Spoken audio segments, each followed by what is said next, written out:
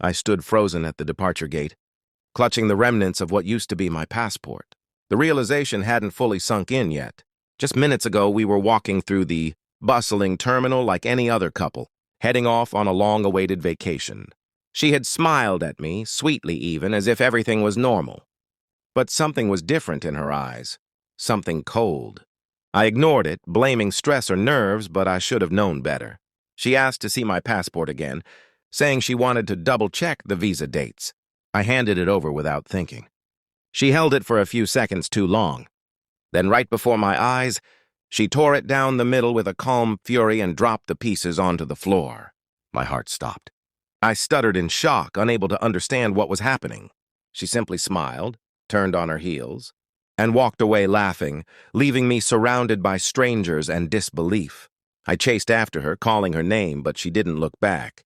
Security held me back when I tried to follow beyond the exit. "Sir, you need to calm down," one of them said, but how could I? My wife had just deliberately stranded me in a foreign airport, hours before our flight, with no identification, no explanation, and no chance of boarding. The last I saw of her was her figure disappearing through the sliding doors, still laughing like she'd won some twisted game. Back at the waiting area, I sat down with my hands in my hair, trying to process everything.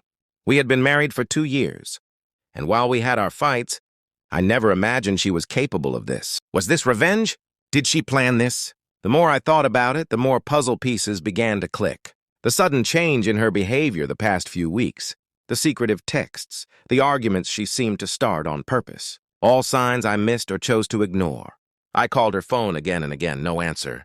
Eventually, it went straight to voicemail. I contacted her family. They hadn't heard from her. I called my embassy and explained what had happened. The officer on the line was sympathetic but direct. It would take days to get a temporary passport issued. Until then, I was stuck, without luggage, without money, without answers. Those hours stretched into days. Each moment alone at that airport felt like a punishment. I couldn't tell whether I was more heartbroken, embarrassed, or angry. I kept wondering what I had done to deserve this level of cruelty. Eventually, the embassy helped me return home, but nothing felt the same. She had vanished, along with any trace of the life we'd built together.